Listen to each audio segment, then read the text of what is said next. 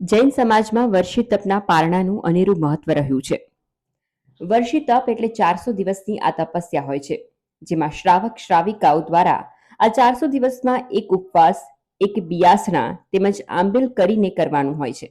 આ તપસ્યાનું અખાત્રીજના દિવસે ઇક્ષુ રસથી એટલે કે શેરડીના રસથી પારણા કરીને પૂર્ણ કરવામાં આવતું હોય છે।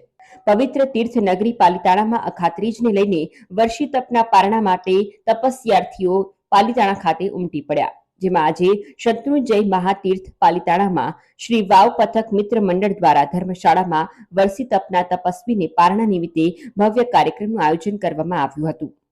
આજે એક વર્ષોથી ભગવાન આદિશ્વર દાદાની પરંપરાથી લગભગ 400 દિવસનો આ એક તપ, જેની અંદરમાં એક ઉપવાસ, એક બિયાસનું આવે છે, જે એક વર્ષોની પરંપરા છે। હજારો અમારા તીર્થ છે, પણ આદિશ્વર દાદાના નિમિત્તે અહીં આગળ આ પારણા કરવામાં આવે છે। પારણાની અંદરમાં શેરડીનો રસ એટલે ઈસુ રસ તરીકે જે ઓળખવામાં આવે છે, સંસ્કૃત શબ્દ તરીકે, જેના આજે પારણા છે। અત્યારે છેલ્લા 29 વર્ષથી શ્રી વાવ પથક મિત્ર મંડળની અંદર પણ પારણાનો ખૂબ જ માહોલ જામેલો રહે છે। અહીં આગળ પણ અઢળક પારણા થાય છે। બહાર ગામથી આવીને તમામ વ્યવસ્થાઓ અહીં આગળ પણ કરવામાં આવેલ છે, અને અત્યારે પણ પારણાનો આ કાર્યક્રમ સતત ચાલુ છે।